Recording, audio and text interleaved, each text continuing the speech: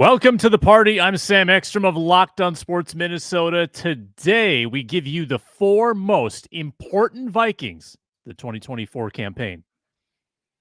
Hey, this is Arif Hasan of the Wide Left Substack. I'm excited today because Sam Ekstrom has promised to break down the top diss tracks set to BBL Drizzy. Can't wait for that. Luke Inman at Luke_Spinman. Schedule released today. It's got me wondering how I've never been to Lambeau Field still. Maybe this is the year, finally. Locked On Sports Minnesota podcast. It's endless Minnesota Vikings talk with the diverse voices of your local experts. It's time for the Minnesota Football Party. Well, we're still on Spinman. What's up, everybody? Welcome into the Minnesota Football Party. I'm Sam Ekstrom. That's Luke Inman. That's Arif Hasan. Talking Vikings for the next hour or so. We're glad you've joined us live in the Locked On Sports Minnesota YouTube channel, watching us on demand on YouTube, or listening to us in the Locked On Vikings podcast feed. No Luke Braun today. He's on his honeymoon, but you can catch his Locked On Vikings show, the Locked On Vikings podcast feed daily. Lots to get into today. In honor of the Timberwolves, I want to name the best Vikings defense that we've ever watched. We'll name our four most important Vikings to the 2024 season.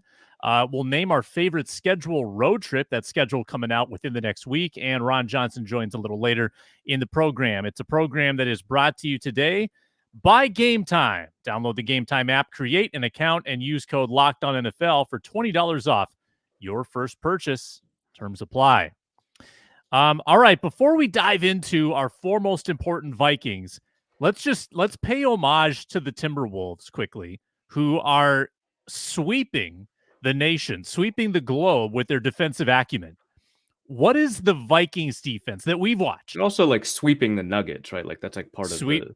Oh, yeah, sweep is the operative word. They might sweep their way through the playoffs at this point. 6 down, 10 to go. Game 3 tomorrow, Target Center. Locked On Wolves postcast with Luke and but like excluding the purple people eaters, because let's be honest, like none of us could really dissect, I think, like what differentiated the 68 team from the 72 team, like teams that we've watched.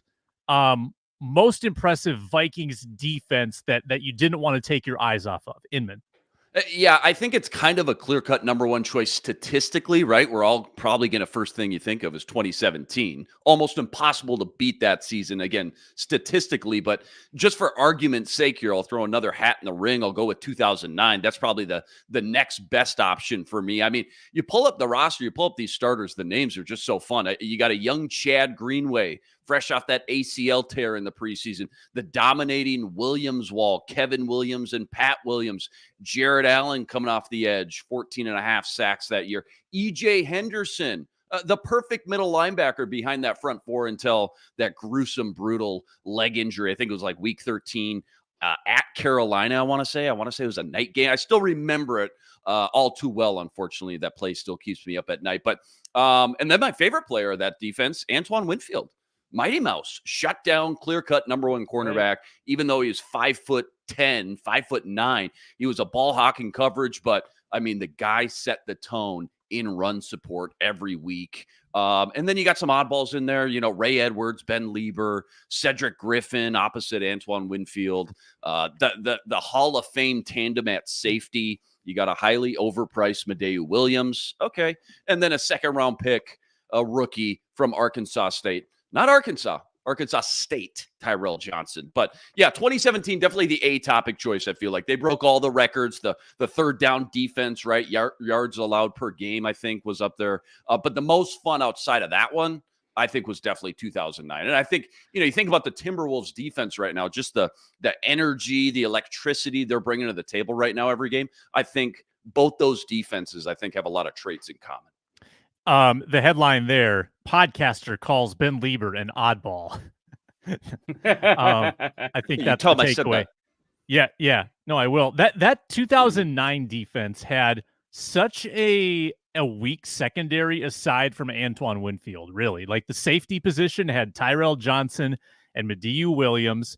Cedric Griffin was Cedric Griffin was good for a year or two. He was good for a year or two as the number two. He never had those traits or characteristics to be a number one corner. Yeah, he would have absolutely just, I feel like, disappeared as a number one guy. But as the number two complement, a year or two, that's about all we got. And then he had a bunch of knee injuries. I remember going to a game at the Metrodome and watching him up close and personal a few years after his knee injuries. You could just see how slow he was in and out of his break, pedaling backwards, things like that. So, yeah, I think the injuries really deteriorated kind of his career those last couple of years. But for a year or two, 2009 specifically, he was all right. He was solid. Usually those top defenses are marked by a handful of players that were in their prime at the time. Yeah. And I think you could make the case for Kevin Williams being in that prime, Jared Allen. Pat Williams was probably in the back end, but Chad Greenway, E.J. Henderson before he broke his leg that year. Winfield's prime was kind of extended. He was still very, very good. Probably 4 or 5 Vikings defense. And you could say Ray Edwards too. Ray Edwards never did much more than that 2009 season. That was a really fun defense. Some great personalities on that defense, even if their stats weren't number one in the league. Arif Hasan? Yeah, I mean, obviously, I'm going to give it up to the 2017 Vikings defense was the best defense. It was a ton of fun to watch. I don't want to take away from that, but we want to expand the discussion to like just fun to watch. I think this was statistically an awful defense, and in many ways was not fun to watch. But I did love Jared Allen approaching the sack record in 2011. I mean, that was enough reason to watch that defense, right? It was a bad defense. They didn't perform well, but it was fun to watch Jared Allen do his thing in 2011. So that was really remarkable. 2006 was statistically an average defense, but of course we saw how good they were against the run. Really fun to see the Williams Wall do what they did. So I thought that was pretty fun. And then just like in terms of seeing something new, seeing something influence the rest of the league, the 2015 Vikings defense wasn't as good as it was going to be in 2016, certainly not in 2017 or 2018 or 2019. But that 2015 defense, we saw, Zimmer have a little bit more comfort with complicating the defense, making it a little bit more difficult for opponents, finding ways to make that defense really sing with the personnel that it had. And we got to break down the double A gap blitz, which actually I think peaked in 2015. We talked about it a lot every single year, but in terms of actually deploying that third down package, I think it happened more often in 2015 than any other year. And that changed the way that the rest of the league played defense, which I thought was really cool. A couple things there real quick. I love that you called out that double A gap look, because now it's just like second nature. It's like even a common fan could watch NFL and be like, oh, that's the double A gap. But you're right. That all started around that era with Zimmer. He just made that such a staple in so many defenses. Glad you called that out. Jared Allen, one of the best highlights of all time for him was that Tampa Bay Buck Monday Night Football game with against Donald Penn. Yeah. Was that 2011 though, or was that the next year? Was that 2011 during that sack record chase? No, it was 12. It was 12. I was at that game. Yeah. Okay. Yeah. Oh my gosh. And then last thing, I just want to say in the comments, Hoops Talk, I always thought Jasper Brinkley was going to be great. He was that thumper in the middle of that 2009 defense as well. South Carolina, young dude, just a bricks. Shed house basically, but just a downhill guy, and he had kind of carved out a specific certain role for that defense as well. But I love that you called him a thumper, because Zimmer only called him a thumper. It's like, what do you think of Jasper Brinkley? Well, he's a thumper. That's right. That was Zimmer's pet word. His go-to, for Jasper. You guys have touched on all the sort of honorable mentions I wanted to, but I do want to throw in this as well. How about just for a rogue, out of nowhere, solid defense, 2012 under Frazier. The Frazier era was sandwiched by the 31st ranked defense in 2011, the 32nd ranked defense in 2013, and then right in the middle, the 14th ranked defense on a playoff team in 2012 that featured prime Brian Robinson, Jared Allen, still very good, Kevin Williams, back end of his career, still pretty effective. Chad Greenway, Aaron Henderson, and Jasper Brinkley. Winfield even further down the road into his twilight. Chris Cook, Jamarcus Sanford, rookie Harrison Smith was kind of the linchpin. That was a secondary that was 23rd and got carved up by Aaron Rodgers a couple times. But that defense was plucky. They took the ball away. They had some high-end talents that were about to be gone from the team, I think shortly after. But obviously they carried a dreadful offense with Christian Ponder that couldn't throw the ball, and then Adrian Peterson running them to a division or a playoff appearance that year. That was kind of just a one-off, weirdly entertaining defense that I enjoyed. Yeah, you're totally right. Like a lot of guys in the back half of their career, but still made a huge impact. Kevin Williams, Jared Allen, like you said, Chad Greenway, Antoine Winfield. I forgot he was still sticking around in that era as well. But yeah, that's a sneaky one too, because you're right.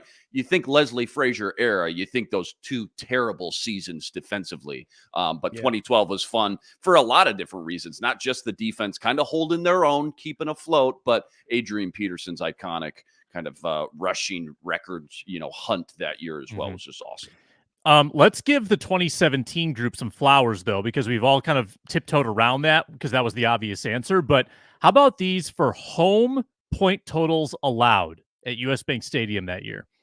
19, 17, 14, 10, 16, 7, 7, and 10.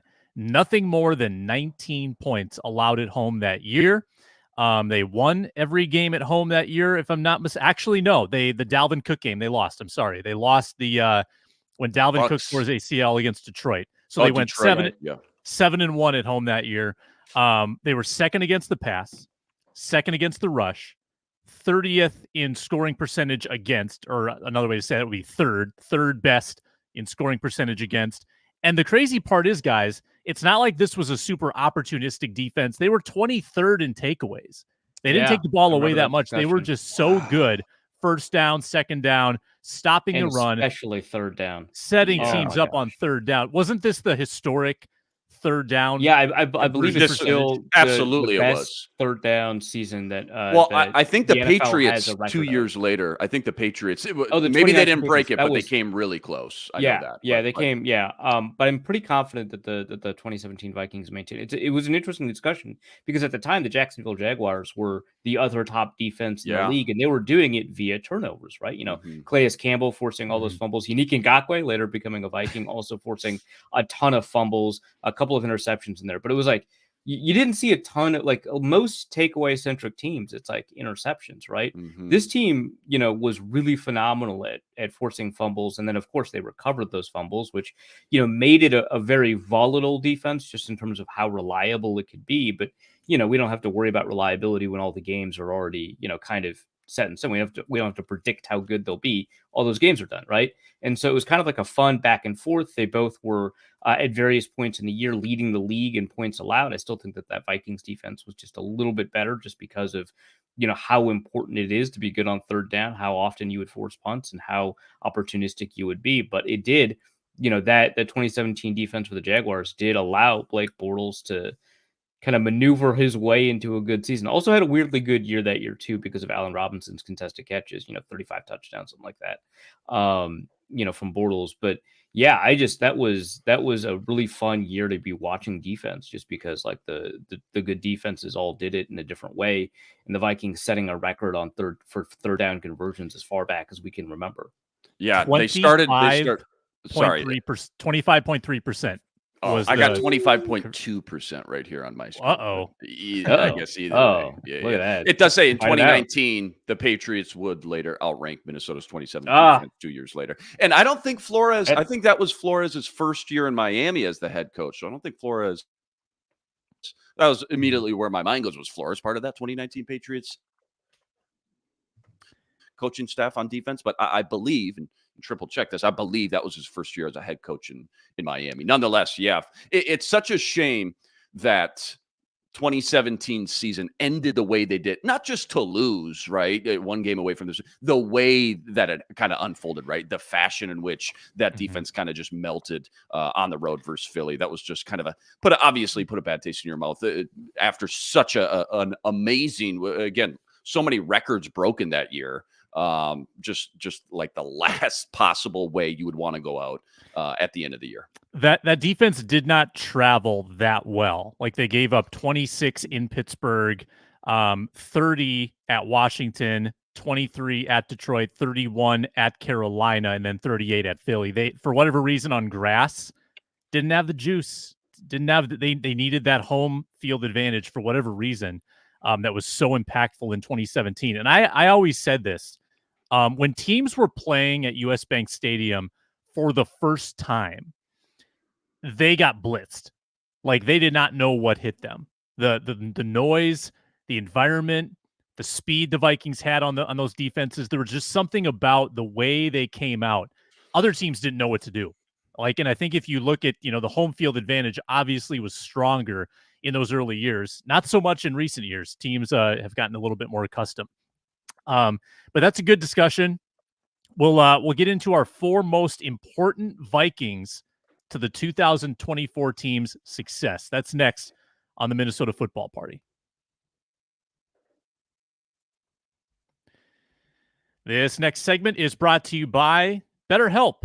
Sometimes we all need the opportunity to get something off our chest.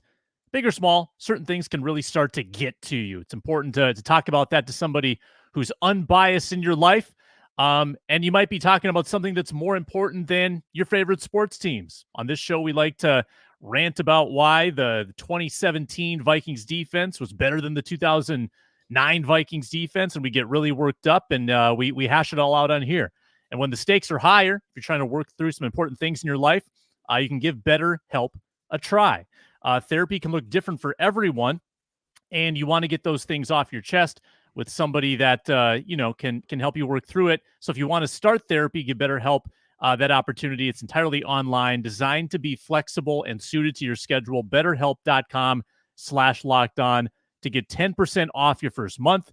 That's BetterHelp, HELP.com/lockedon. Get 10% off your first month with BetterHelp.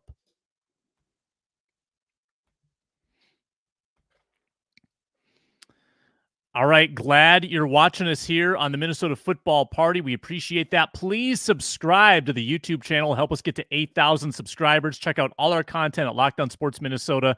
We're covering a lot of Timberwolves. Minnesota Basketball Party on Wednesdays with a panel of experts. The postcasts after every single Twins and T-Wolves game right now. Luke Inman hosting, doing a great job. It's all here at Locked On Sports Minnesota. All right, we're going to have the world-renowned Minnesota Sports Rankem segment. Let's go. This is Minnesota Sports Rankem, part of Locked On Sports Minnesota, and it starts now.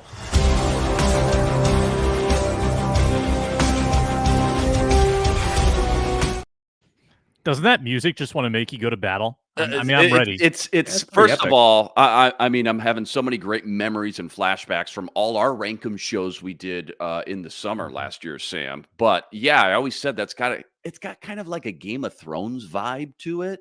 And yeah, I'm ready to go to battle with you guys. Let's go. Yeah, armor up. We're going to rank our 4 most important Vikings to the 2024 season. Let's start with 1. We'll go 1, 2, 3, 4. A lot of people might think that number 1 is obvious, but I'm not so certain about that. Well, I don't think it's obvious. Yeah. Okay. Good. Good. Let's have some debate. Arif Hasan. I'm gonna go with kind of the analytics egghead nerd choice here, and just go with the quarterback. It's Sam Darnold. This is not to say he's the best Viking on the roster, obviously, but how he plays and to what degree he plays well will control wins more than anybody else on the team. And there's a lot of uncertainty over how he'll play. And I think that's fair enough, right? We saw him play decently well for about 50 snaps in San Francisco, saw him play pretty well for about 6 games in Carolina. We saw him play catastrophically poorly both in Carolina and the New York Jets before that. We don't know how good he'll be for the Vikings, but we do know that he's probably going to be the starter. Pretty good chance he'll start the whole season. And if the Vikings want to win this year, which, I mean, if they don't, fair enough, right? But if they want to win this year, Sam Darnold is going to have to play his best football. And obviously there are other players on the team that are going to play some really pivotal roles. They're going to design the offense or defense around, but none of it is going to go well without Sam Darnold at least playing up to his potential, however limited that potential may be. Yeah, I agree. That's my number 1 guy as well, because if Darnold comes out and stinks, you could be 1-4 again. Yeah. Like that he could don't think about what his ceiling is. Think about what his floor is. And it might be a pretty low floor. Yeah. So that is also my number one guy, Luke Inman. Well, I just for parity's sake, I knew both you guys were going to throw a quarterback. I don't even have a quarterback on this list. It's too easy. I knew you guys were going to spend Too easy. It's too easy. I knew you guys. I didn't want to be repetitive and redundant and say the same things you guys did. I went a little off the wall. Number one on my list, Harrison Phillips. And let me just hold on. Let me okay. All right, here. Hold on. All right, pal. Nobody on that defensive line played more snaps than Harrison Phillips last year. He played almost 200 more snaps than the second most guy, which was Jonathan Bullard. And then there's a massive drop off. If you look at the snap count, massive drop off from those two guys to the next 3 or 4 guys. And there was just so many times last year, guys. I don't know about you, but I was just worried about how much they were using him, how much they were relying on one guy, Harrison Phillips, in the trenches to be that guy. And don't get me wrong, he lived up to the billing. He was fantastic in those trenches. He was great. But you only bring in this offseason Jerry Tillery to help out. Jaquelin Roy didn't even play 100 snaps last year. And it worries me again how much they're going to rely and lean on Harrison Phillips for the entirety of the season. And why he's number one on my list is because if he were to go down with an injury, the drop-off from him to the next few guys is so significant that this defensive line in the trenches, I just feel like would be an immediate weakness, more than it probably already is on paper. And him just not just staying healthy, but fresh over the course of this entire season, I think is going to go a long way to how well this, specifically the run defense, but I think you can say the defense just in general can hold up. And I know Flores can scheme a lot of different things week to week and kind of mask some weaknesses. I get that. But at the end of the day, you need talent. I mean, that's most important. And Phillips is by far and away their best defensive lineman talent-wise on paper. And I think without him, a 3-man rotation of Jonathan Bullard, Jerry Tillery, and Jaquelin Roy, it's just not enough for me and my money to feel confident about, them to go out there and succeed in the trenches for multiple weeks, multiple months in a row without him. Someone's got to ask Kwesi about this, about why the defensive tackle position has been kind of a blind spot. Because it's a good point, Luke. Like, I think that Phillips, whether he's 1, 2, 3, or 4, belongs on that list because of the void behind him. I actually like that answer. Kwesi wouldn't answer that the way you want. He definitely wouldn't. He even calls himself out. He goes, well, I hate to give the cliche answer. He says that 3 out of 4 questions. Well, okay. Well, I wouldn't. You're going to give the cliche spot. Answer. We had a couple of opportunities to supplement that room, and we didn't. Unfortunately, we got close. We didn't execute on them. That's too good. That's too accurate. No, I'm really excited honestly, about what Jerry can bring, and we think Jaquelin's going to take another step. This is Jerry Tillery's year. You all wait. Yeah, watch out. This is the breakout year for sure. No, he just did the right scheme and system, the right surroundings, okay? I honestly, to answer your question, Sam, just my guess, I just feel like there just wasn't enough assets to go around, not enough draft picks to go around. There was so many needs. I mean, you can look at the offensive side of the ball and say, boy, in a loaded receiver class, they didn't draft a what they hope would be a new number 3 receiver to take over for KJ Osborne someday. I just think they ran out of draft picks and assets when they moved up twice like they did. We'll get Ron Johnson to weigh on this as well. He's about to join us on the Minnesota Football Party. But let's do our number 2. I'm going to go, and I was debating leaving him off and using the argument, well, the Vikings were 1-8 last year when Justin Jefferson played more than a half of football. But they also don't have Hawkinson to carry the load with Jefferson. Like if he because last year Hawkinson was a beast when Jefferson was out, and they don't have that luxury early in the season this year. Osborne's gone. Jefferson's just too good. Jefferson's my number 2. Again, going the obvious route. Is anybody disagreeing with that? Nope.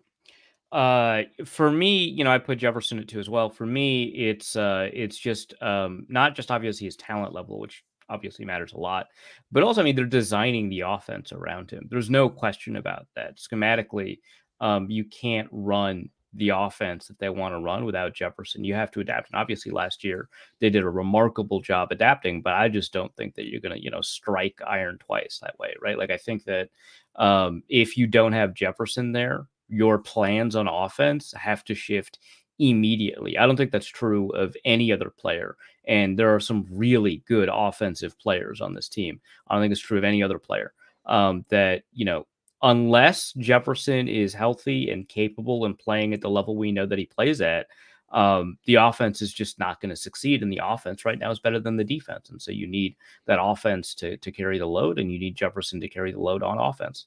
Yeah, not too much to add there. You guys laid out a lot of good points. I mean, this league is built on X factors, having X factors at certain specific positions. Obviously, Justin Jefferson is arguably the best wide receiver in the game. And I agree with Arif. It's going to be really tough if you lose this guy for maybe a couple games or so to strike twice. Didn't they win, 6, 7 in a row without him? Like, that's not going to happen. It's pretty nuts. Right? That was pretty insane, nuts, man. It's just like, what we talked about, like the luck regression going from 2022 to 2030. Everybody was, there was a lot of different varying opinions and takes and stances on that. And sure enough, boy, did they regress, and they regressed hard. They fell flat on their face as far as that metric goes. You're not going to win a bunch of games without Justin Jefferson again. And especially, sometimes we joke about like the presence of KJ Osborne. I think we all agree, especially now that he's gone.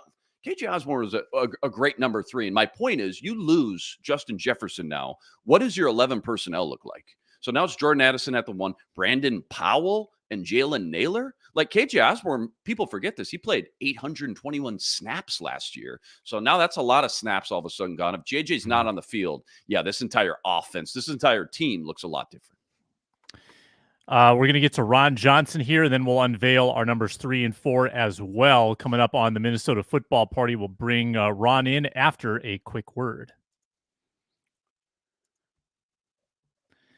We are presented today by Gametime, now an authorized ticket marketplace of the NBA, which makes getting playoff tickets even faster and easier. Prices on the Gametime app actually go down the closer it gets to tip-off. Killer last-minute deals, all-in prices, views from your seats, and the lowest price guarantee. Gametime takes the guesswork out of buying tickets. I like when you get to see the seat on the app. You get the view, the panoramic, before you buy. The lowest price guarantee, where Gametime credits you 110% of the difference if you find better seats. And their flash deals have exclusive in-app offers on select seats ahead of the event. Check out Gametime. Get in the building for Friday and Sunday Timberwolves game 3 and 4 against the Nuggets. Download the Gametime app, create an account, and use code LOCKEDONNFL for $20 off your first purchase. Terms apply. Again, create an account and redeem code LOCKEDONNFL. LOCKEDONNFL for $20 off. Download Gametime today. Last minute tickets, lowest price guaranteed.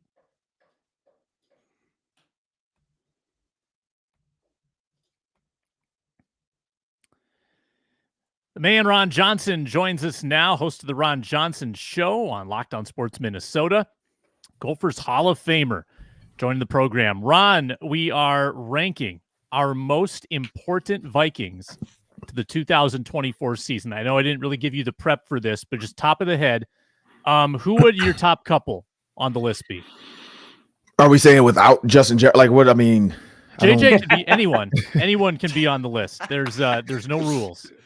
For instance, Luke Inman went with Harrison Phillips as his number 1. Okay, let me tell you why, Ron. No, I'm not going to say it again. Okay. Yeah, I don't even need to know why. No, we called him out. Don't you worry. Luke Bryan's not here, so somebody has to wear the tinfoil hat. I had to do it. Yep. Somebody has to be weird and obscure. I'm going to go with Justin Jefferson, Christian Darrisaw, Aaron Jones, and then Harrison Smith. Ooh, I like it. That's a good top 4. Why? Aaron Jones, that one stuck out to me. What about Aaron Jones, do you think? Did you see the running game last year? Yeah. I did. Did you see it? Or that lack thereof? This is the reason why I say it. We were looking for a running back who can get a lot of production with limited touches. Aaron Jones was that for the Packers. When you think about all the other running backs that the Packers kept bringing in, and, they wanted to have this 3-headed, 49ers running back monster. He was asked to play receiver a little bit more than normal, and he did a good job of that. Picking up the blitz, he can do that as well. So he's not a back that you have to take out on third downs. And again, back to the running game. If you don't have a running game, because we keep talking about how JJ McCarthy eventually could be one of the best play action quarterbacks with his back to the defense. You can't do that if you don't run the ball. Michigan had the best running game in the country pretty much when you think about Blake Corum and Donovan Edwards. they were able to put their back to the defense because the defense was worried about the running backs. If he had nothing against, I'm not giving a hate on anybody. If he had, let's just go with Uncle Rico, from what was the Napoleon Dynamite, yeah, at running back, and maybe Keanu Reeves, because we know he's played in some football movies. If he had Keanu Reeves and Uncle Rico at running back, you can't turn your back to the defense, because when you fake it, if you only have 12 yards rushing in the game, they're coming. They're like, you're not handing this off. It's 3rd and 6. This dude sucks. But when you have a running back that you can do that with, and that's why I think Aaron Jones is extremely important, he also keeps guys in the box. So Justin Jefferson gets a clearer picture of maybe just 5. Like if they run a top 4 defense with 4 on top, they only can keep 4 on top and maybe 1 underneath. They can't have 7 guys back there, or 8. They can't drop 8 with Aaron Jones.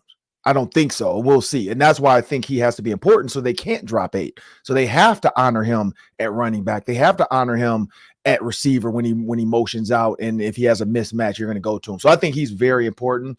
Justin Jefferson goes without saying. Christian Darrisaw goes without saying. And then Harrison Smith, because when you look at this defensive backfield, other than Byron Murphy Jr., they're still pretty young and green. I mean, your safeties are solid. Josh Metellus, Cam Bynum. But I think Harrison Smith has to become a true vocal captain. We know he's a captain, a leader, but like a true vocal guy to make sure these guys are lined up right.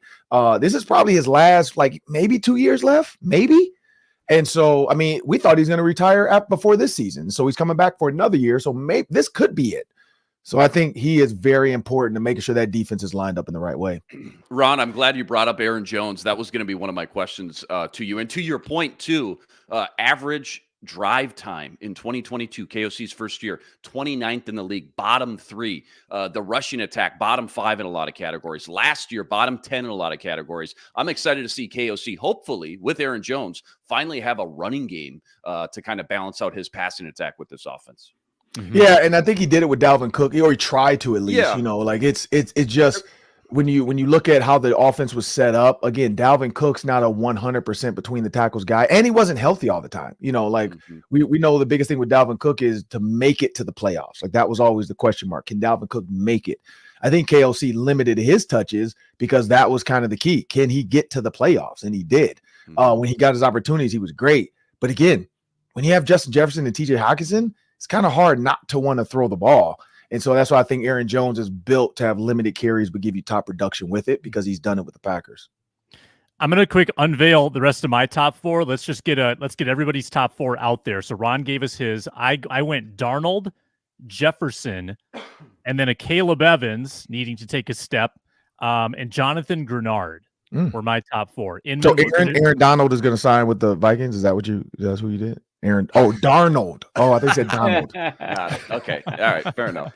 Who is that? Yeah. Who is that? I don't even know. I had TJ Hockenson, number 3 on my list, and Blake Brandel, number 4 on my list. I'm not going to give you the entire spiel and explanation. I just think TJ Hockenson. Please explain Blake Brandel. Well, here's it's as far as Blake Brandel, it's not about like, okay, we can't find a replacement, whether it's Dalton Reisner still on the street or like, okay, maybe one of the backups, there isn't that big of a drop off. We just don't know a lot about this guy, not only just as a full-time starter, but interior as a guard. Some of this is his spot starts were at tackle for Darrisaw. So it's just such a small sample size. The only thing I have to go off of really outside of a couple games, right? A couple snaps is I know I've heard KOC and Wes Phillips both call him out by name in multiple pressers, which is something I've kind of kept in the back of my mind. They both spoke very highly of him, which is great, but that only goes so far. And I think it's not that I don't think you can find a replacement if he struggles 4 or 5 weeks in and like the drop off is going to be super significant,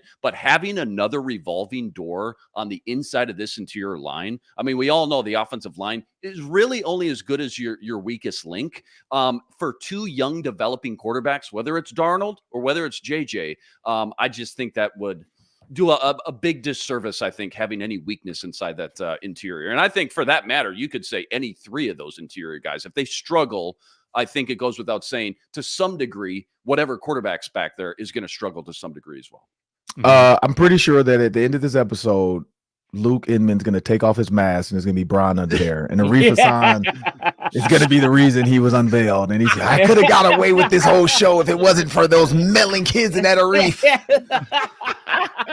Spinman loves his interior guys. He likes the big uglies in the middle. I do. I Hey, it all starts up front, guys, okay? It starts up front. Or is that Peter Bukowski under there? Is that Peter? You got to wait till the end, Ron. Got to wait till the end.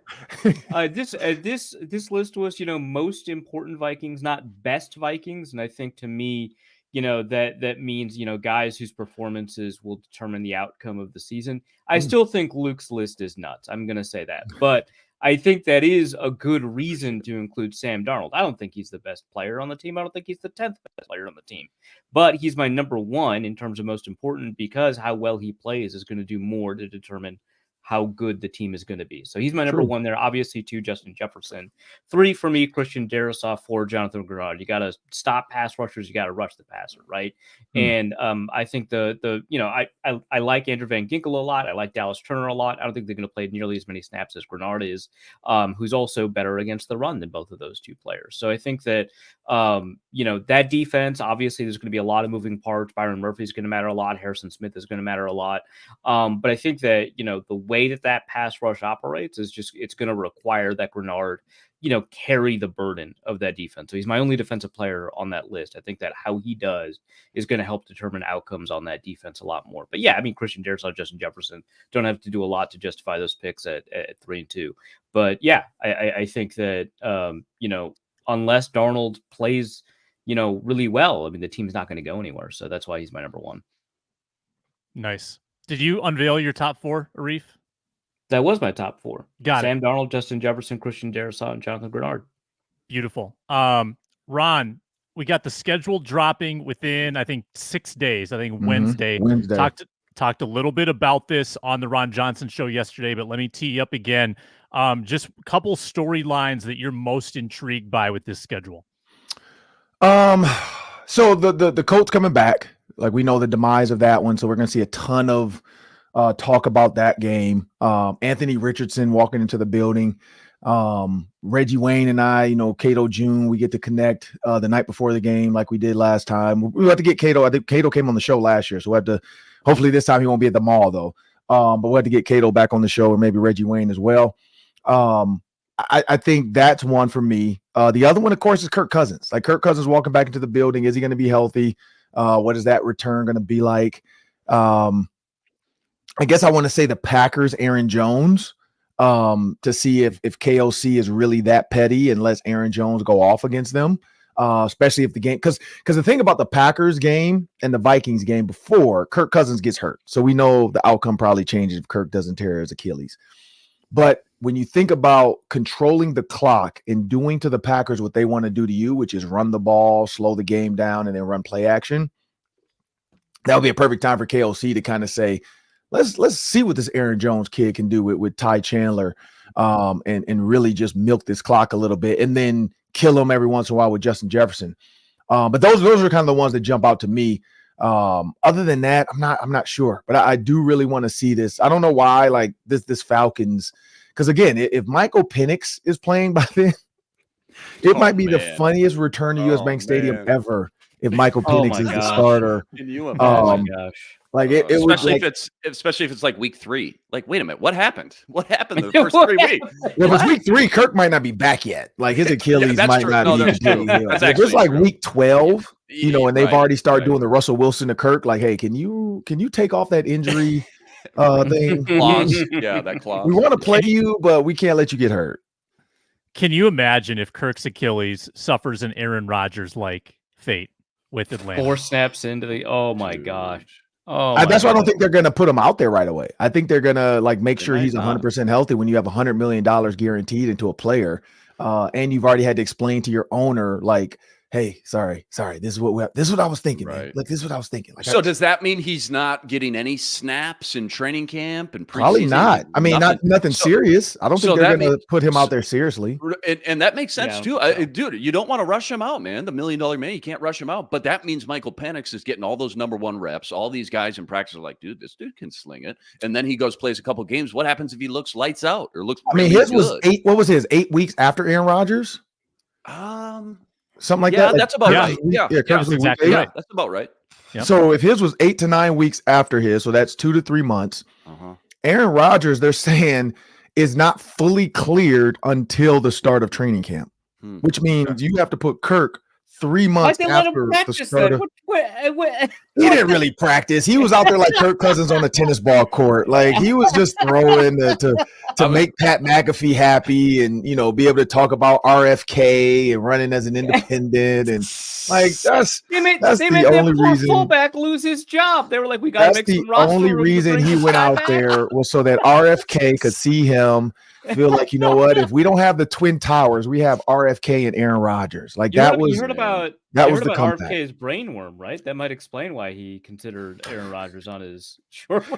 He also has a lot of. I'm not even going to get into the things he thinks is real in life, but Aaron Rodgers, like we know, he was just out there just for BS. I mean, the fact that he's told his team, we can't let distractions in this building, and he's the number one distraction. That's the first part. Second part is Kirk, if he's, like I said, if they're saying he's not back until I think they said like a week into training camp, Aaron Rodgers should be fully cleared. That means Kirk is not back until 2 months to 3, unless he has a miracle guy healing him. He can't. He's not back until 2 to 3 months after the start of training. You have to put him on the Aaron Rodgers window. So if Rodgers is not to the start, like Kirk is 2-3 months out from that, which is like what? He August, might be on September? the DJ Hawkinson schedule. Here's October. my question though: is Brian Brian O'Neill, right? His Achilles, same thing, ruptured that week 16 in Lambeau. He was back out there for week 1. So and that's a big guy too. That's a big dude, and I just felt athletically. I don't know. Everybody's body. But was it? But what was his a rupture or like you know what I mean? Like was it a pop? Did we see the Kevin Durant? Like no, you're did right. we see the reverberation? What did they say? The reverberation. Did we see that in his calf, or was his more just like a partial? That is a good point. I think know. they announced that O'Neill's was slightly less severe. They did say that. Okay. Yeah, because I remember he didn't again, not say he's not able to bend as much as Aaron Rodgers and Kobe Bryant and Kevin Durant and Kirk Cousins. Sure. But I'm also not saying he's not able. Like, I don't think he can bend his like ankle that much to get it to pop as much as it does for more athletic guys. I mean, he is athletic. He's an athlete, but just the amount of force it takes for like a Kevin Durant versus him, I don't think we saw the reverberation that we see in like Kirk's. We saw it right away in the calf. We're like, that's an Achilles. Yeah, like you can tell say right what he out wants. the gate. Yeah, that's lower leg injury. Shut up. It's an Achilles. Yeah. So that's that's where I think Brian O'Neill's was not as severe, and that's why he was back. Kirk's completely was ruptured, and so again, but again, he was on the tennis court throwing. So maybe he has maybe somewhere Jesus is in his house touching, laying hands on him. So he's got a body guy now, Ron. He hired the guy last. Dolphins, or maybe he fired him because he got hurt. I don't know. Maybe Taylor Swift and Brittany Mahomes came over. I don't know. We don't know. We don't know. We won't speculate. Not on this show. We don't do that. We never have. We never will. Ron, between you covering the Vikings for as many years as you have, and then your playing days in the NFL as well, I'm just wondering, as a fan, put yourself in the fan shoes. What's the best road game atmosphere between the stadium and the city and tailgating, all that kind of stuff? Give us like 2 or 3 of your favorites. If you were road tripping with your family and friends, which city or which team would you want the Vikings to go play? Oh, my family is a fan. So like as a player, like I said, I only play like 3 to 4 years. So I didn't get to go to every single stadium. Sure. But as a fan, I mean, it's got to be warm weather. Like if it's a December, November game, you want to go down to warmer weather. Like that's the key. If you can get down to Texas, Miami, Jacksonville, like you want to, like those are like, it becomes less about the game and the team and more about like the weather. That's what I think. As far as me, I don't know about the rest of it because I know some people are like, oh, I really want to get to Lambeau at some point in my life. I don't. Like, I really don't care. About I'm good.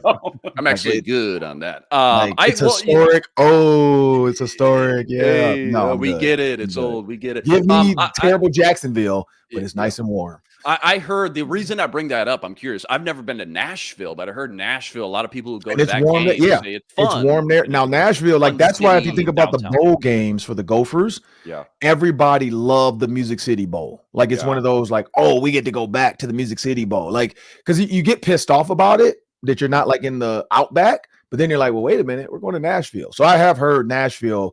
I've been down there, but not to like party. I went down there for like a work thing, but I've heard it's a fun time. Like everybody from the Gophers and the Minnesota groups that have gone down for the Music City Bowl, I've heard nothing but like great things about Nashville, that it is awesome. Well, the first year they didn't have the NFL draft at Radio City Music Hall in New York. I believe it was Nashville. If it wasn't the first, it was the second year. And apparently rave reviews came out of that week or weekend, I should say, about just how great the atmosphere was in downtown and everything else. Yeah, it was huge. And it was one of the biggest, like, I don't know if you saw some of the tweets, because that's like one of the top bachelorette party scenes.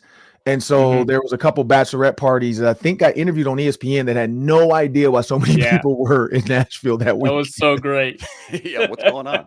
I think there are arguably 3 stadium takeovers that Vikings fans could do this year. Maybe, I mean, I think the Titans are pretty well supported, but I think going to Nashville, going to Tennessee, going to Jacksonville, that's going to be all purple, and going to the LA Rams. Yeah. Oh, yeah. LA. That's another good one. That's expensive, though. But yes, LA is not a bad one. That's warm out there, too. But you got to deal with earthquakes. So, but and AI, I'm guessing they're going to have AI people walking around the building possibly, too. So you never know. Yeah. Ron, we'll watch for your schedule release content. I assume at Vikings.com, VEN stuff. That's coming up on Wednesday. Yep. I think we're supposed to do it Tuesday. So my lips are sealed until I think 6:59 p.m. on Wednesday, I think is when we officially can kind of start to, but you're going to see leaks on Monday, Tuesday, because the thing gets faxed over Monday afternoon. So, of course, you're going to start to see leaks on Monday, Tuesday, which is so frustrating. But, yeah. And I actually know, like, I've heard who leaked it 2 years ago and last year. So, these faxes are getting tighter and tighter of who they let see it, because people are starting to, like, leak it to people for dollars because they want to plan their trip for the NFL. Yeah, because think about how much money you can save going to Vegas. Because if you knew the week the Vikings were going to Vegas before Vegas and the airlines know, then you can hurry up and go get a $200 ticket to fly to Vegas. And that's what people were doing. A lot of people don't really care too much. They just want to know, what week can I buy my LA ticket ahead of time? What week can I buy my Jacksonville ticket? Yeah, my hotel before. Because once they get the schedule, then the hotels and everybody else start doing that too. They start marking up the flights, the hotels, everything. So yeah, that's kind of the big point of it is, when are they going to LA, or when are they going to, so and so forth? There's no Vegas this year, so I think they're good. Now I think people just want to see, when is Kirk Cousins coming here? Because I want to get a ticket for that. No doubt. To that point, apparently Green Bay Lambeau is hosting the draft here soon. Maybe it's next year, I believe. Why would they do that? I've heard that outside of the stadium, there's just not a lot of like lodging options. Again, there's a house. There's one house. We've seen that house. I don't know how social media. Work, man. We've seen that house on TV. Like they videoed that guy's driving. Like I think he has a driveway and he charged people like $100 to park in his driveway. Like, come on now. I would. Why would you do that? Why would you host it in Green Bay? I get it, but no. It's historical. No. Give me a lot of drinking going on. Oh yeah, Minnesota will be way better. Downtown Minneapolis, you got the indoor stadium. You like way better. Ron, we'll talk to you on the roundtable tomorrow, previewing Game 3, Wolves Nuggets. We appreciate your Thursday appearances as always. Great stuff. Talk to you soon. All right. And that's it for us on this week's Minnesota Football Party. We will talk to you Monday. No show next Thursday. We've got 2 people out of the country. I'm in Utah, so it's not going to happen next Thursday. We'll be out. I think we can almost get that wing eating contest for Luke Braun on the schedule here soon. But we are out for today. Luke Inman, Arif Hasan, I'm Sam Ekstrom. It's the Minnesota Football Party, part of Locked On Sports Minnesota. Thanks for watching and listening. Talk to you next time.